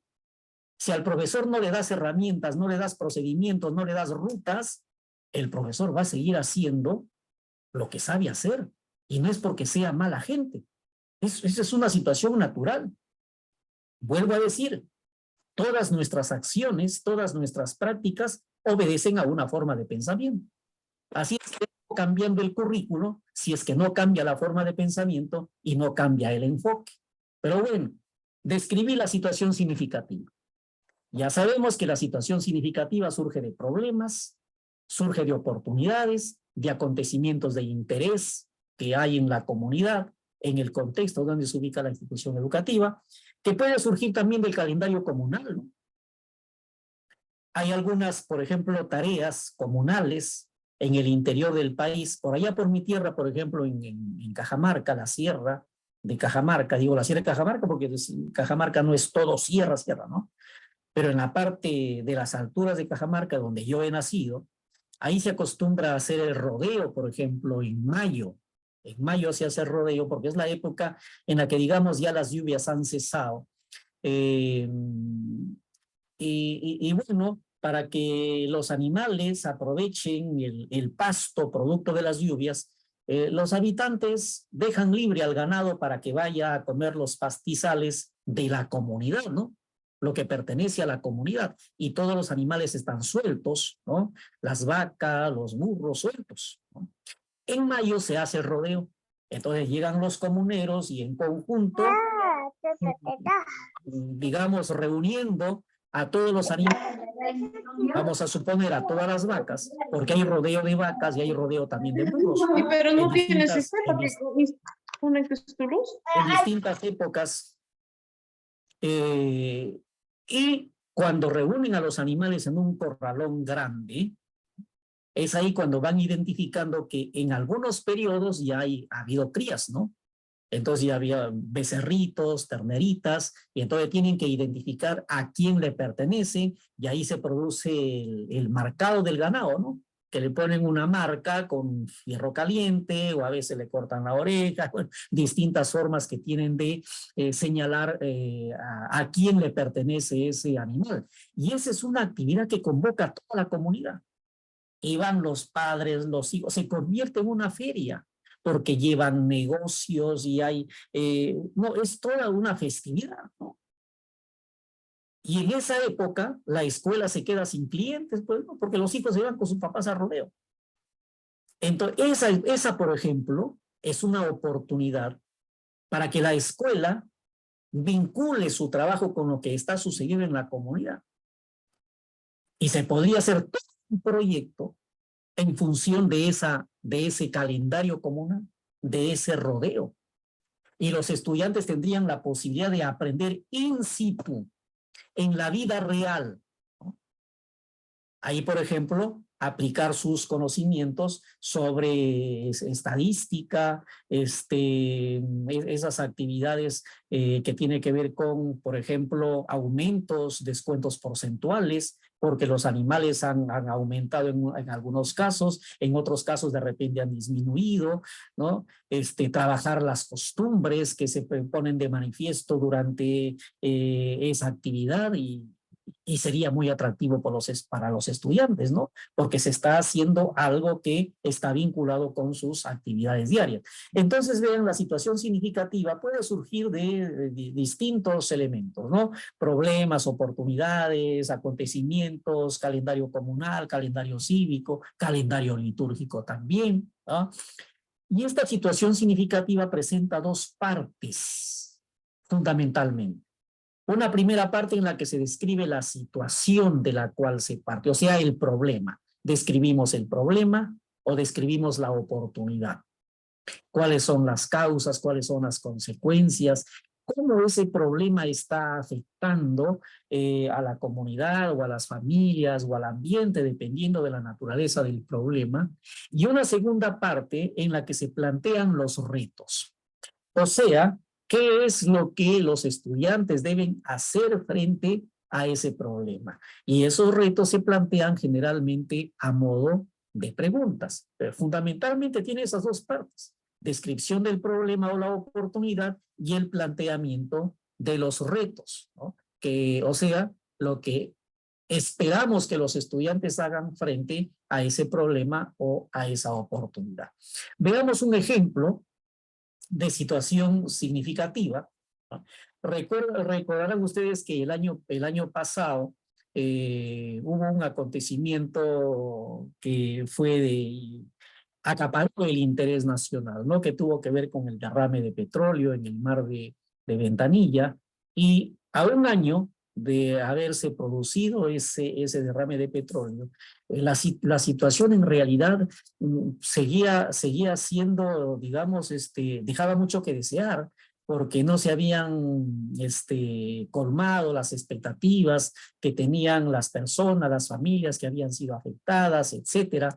Entonces, esto puede originar una situación significativa que permita reflexionar y tomar decisiones respecto a lo que sucedió, ¿no? Dice esta situación significativa en la descripción: el inicio del año pasado nos sorprendió con un hecho lamentable. Casi 12.000 barriles de petróleo se derramaron en el mar peruano. Una inmensa mancha de petróleo cubrió no solo el mar de Ventanilla, sino también gran parte de la costa central. Este suceso sin precedentes ocasionó y sigue ocasionando un grave daño al ecosistema marítimo, porque no se ha limpiado del todo, ¿no?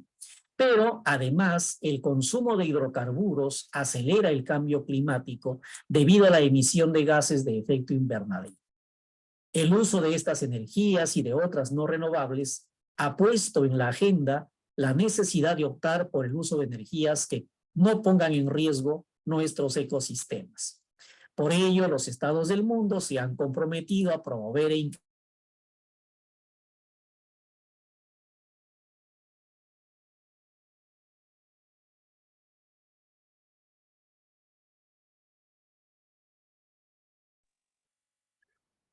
Maestro, no se escucha. Su audio se ha apagado, doctor Elvis. me han bloqueado, ¿no? Me han bloqueado. Bueno, ya que se activó el chat automáticamente, alguien me estaba alertando, me estaba diciendo no se escucha, pero había dejado el chat ahí inactivo. Y bueno, al entrar encontré aquí esta pregunta, dice: ¿es obligatorio reemplazar la sesión de aprendizaje por un proyecto? No estoy diciendo que se reemplace la sesión de aprendizaje por proyecto. El proyecto no reemplaza la sesión de aprendizaje. El proyecto se va a realizar mediante sesiones de aprendizaje. No es que se opte por uno o por otro. El proyecto se va a realizar mediante sesiones de aprendizaje. Recording in progress. Otra sesión es otra cosa, ¿no? Dice: desde mi punto de vista y experiencia en el aula, sí se desarrollan las competencias a partir de las sesiones también. Lo que sucede es que el proyecto de aprendizaje se realiza mediante sesiones de aprendizaje. Bueno, toda unidad didáctica se realiza mediante sesiones de aprendizaje, ¿no? En unas sesiones de aprendizaje se hacen unas cosas, se realizan algunos procedimientos, en unas sesiones otras, en otras sesiones otras, ¿no? O sea, la sesión de aprendizaje es, digamos, esa unidad mínima de tiempo y espacio en el que se van desarrollando propósitos específicos de un propósito general que viene a ser lo planteado en el proyecto. Ojo, no hay que excluir. No podemos decir o proyecto o sesión. Son los dos, porque el proyecto se ejecuta a partir de las sesiones de aprendizaje. Bien, entonces vean los retos. Me había quedado, me parece, en los retos. ¿Cómo se usan las energías renovables y no renovables en tu comunidad o región? Y observen acá esto que parecería irrelevante. Una cosa sería preguntar: ¿qué energías renovables y no renovables se usan en tu comunidad o región? Si yo planteo mi reto de esa manera, ¿qué energías renovables o no renovables se usan? Ese es un listado, ¿no? Entonces el estudiante me presenta un listado de las energías renovables que se utilizan en la región y ahí se acabó el problema. Ese puede ser un reto, ese no es un reto, ¿no? Es un listado de cosas. Como cuando hay una situación significativa vinculada, por ejemplo, con alimentación saludable. Y planteamos un reto al estudiante. ¿Qué productos alimenticios hay en tu comunidad?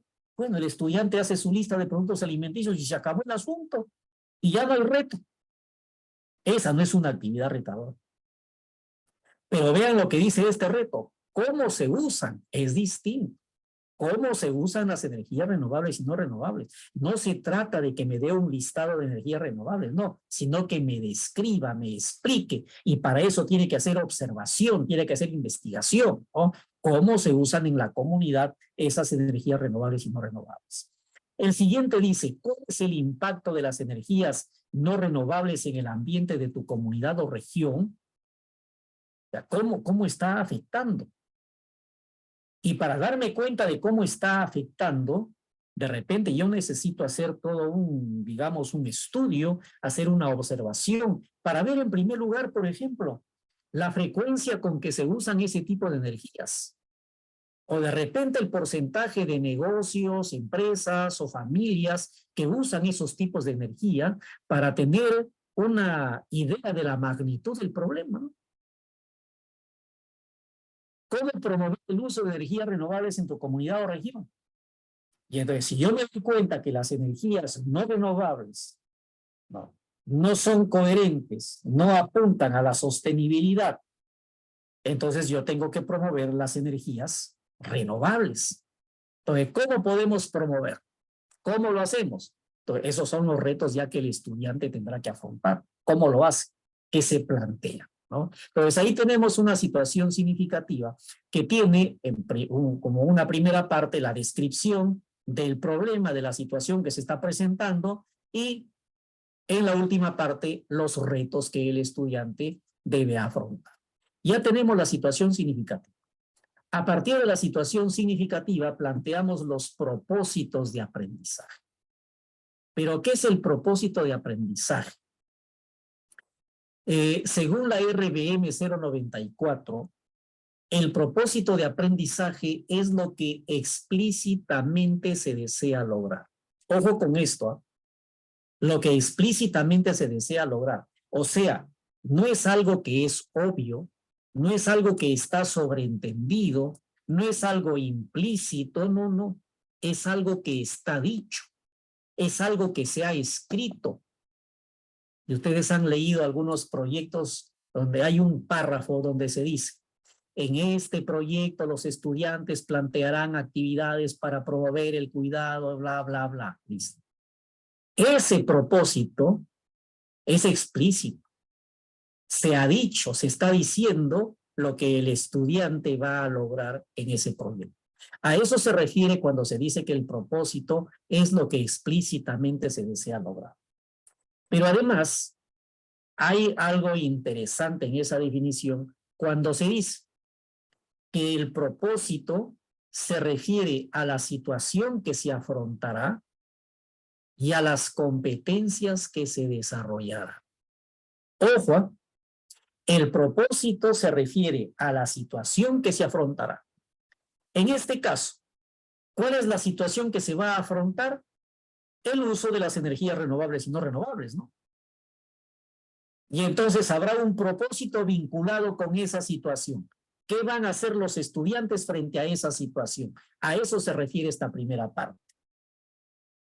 Pero para que los estudiantes hagan algo frente a esa situación, van a tener que ejercitar un conjunto de competencias. Y esa es la segunda parte.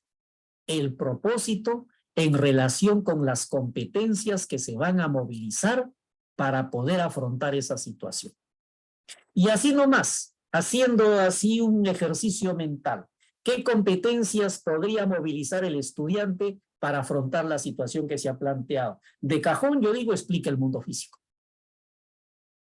Claro, porque tiene que saber cuáles son las energías renovables, sus características, las ventajas, las desventajas de cada una de ellas, etcétera. Y eso es el manejo del contenido disciplinar, ¿no? Explica el mundo físico. Pero hay un reto que dice, por ejemplo, que ¿cuáles son los impactos del uso de la energía renovable, no renovable en la comunidad? Entonces yo necesito que hacer un proceso de investigación. Entonces, la competencia de indagación científica. Pero hay un reto que dice cómo promover. O sea, yo tengo que dirigirme a los demás para convencerlos de que usen las energías renovables. Lo puedo hacer mediante programas radiales. Lo puedo hacer mediante afiches, trípticos. Entonces podemos desarrollar la capacidad de producción de textos, la competencia de producción de textos. Sí, pero para tener una idea clara del problema, yo necesito pues leer información respecto a esa situación que se está planteando. Entonces también interviene la competencia de lectura. Entonces vean, yo selecciono las competencias en función de la situación. El propósito de aprendizaje se refiere a la situación que se va a afrontar y a las competencias que se van a movilizar. Veamos cómo funciona esto entonces. En primer lugar, respecto a la situación que se afrontara. Entonces vamos a plantear el propósito respecto a la situación que se afrontará, que en este caso tiene que ver con todo esto de las energías renovables, no renovables. Y acá tenemos el propósito. ¿Cómo formularíamos nuestro propósito? Dice, en este proyecto, lo que explícitamente se va a lograr. Dice, en este proyecto, los estudiantes analizarán las implicancias del derrame de petróleo en el ecosistema marítimo. A partir de este análisis, ojo con esto, a partir de este análisis explicarán la forma como se usan las energías renovables y no renovables en los procesos productivos y de consumo en su región. Explicarán la forma como se usan las energías renovables y no renovables. ¿Por qué se está considerando eso? Porque uno de los retos, si vamos a los retos, uno de los retos que dice, ¿cómo se usan las energías renovables y no renovables en tu comunidad o región? El reto pregunta, ojo con esto, porque es el tip que necesitamos para redactar el propósito de aprendizaje. El reto pregunta, ¿cómo se usan las energías renovables y no renovables en tu comunidad y región? Y el propósito responde. Explicarán la forma como se usan las energías renovables y no renovables en los procesos productivos y de consumo en su región. Luego dice, indagarán sobre la frecuencia de uso de las energías no renovables y su impacto en el ambiente. ¿Y por qué dice esto? Indagarán sobre la frecuencia de uso de las energías no renovables y su impacto en el ambiente. Dice eso porque el segundo reto dice, ¿cuál es el impacto de las energías no renovables en el ambiente de tu comunidad o región? Nuevamente, el reto pregunta y el propósito responde. Indagarán sobre la frecuencia de uso de las energías no renovables y su impacto en el ambiente. Finalmente, presentarán propuestas de prototipos para el uso de energías limpias en su comunidad o región y las promoverán en un foro. ¿Y por qué se ha colocado esta última parte? Porque el último reto dice cómo promover el uso de las energías renovables en la comunidad y región. Entonces, ¿cuál es el tip? El reto pregunta y el propósito responde. Esta primera parte del propósito se relaciona con la situación que se afrontará. Cuando se dice en este proyecto los estudiantes harán tal y tal cosa frente a esa situación. Pero el reto también tiene que ver las competencias que se van a movilizar para afrontar esa situación.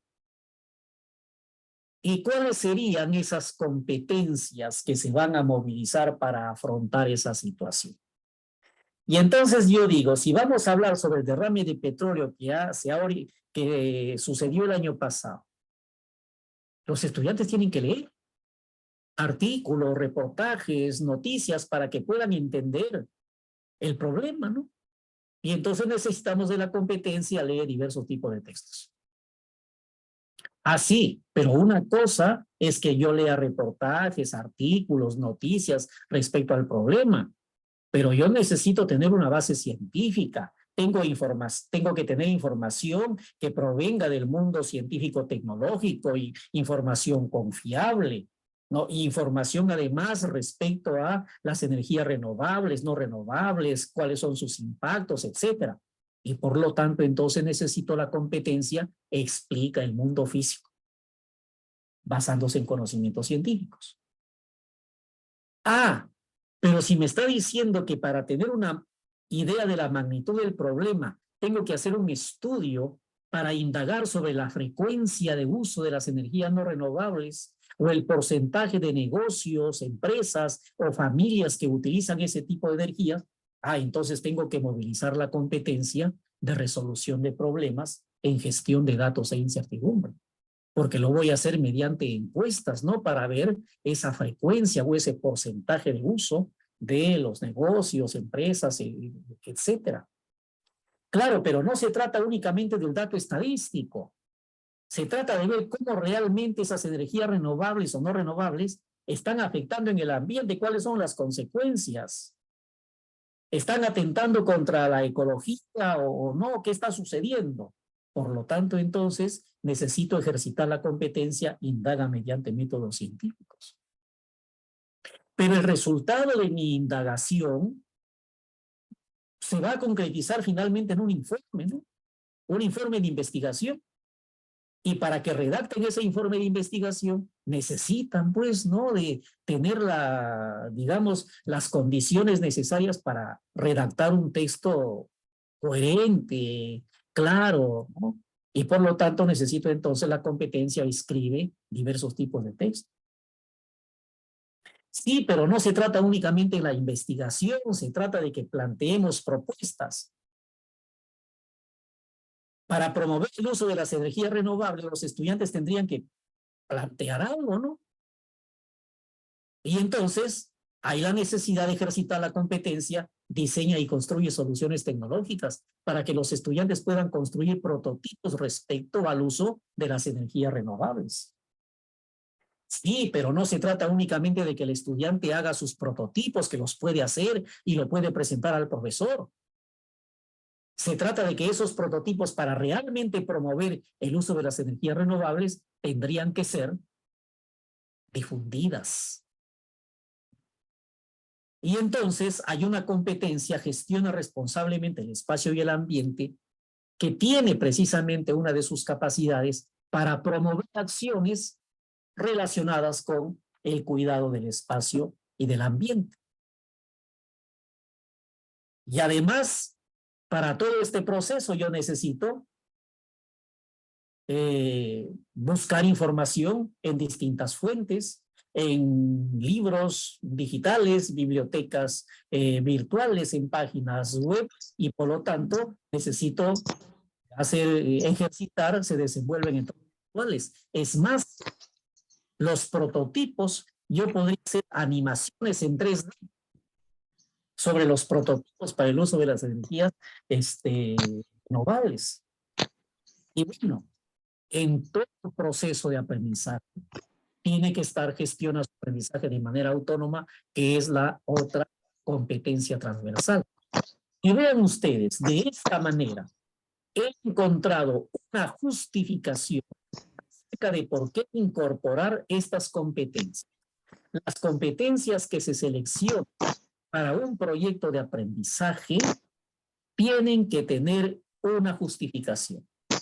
No se logra por decreto ni por amistad.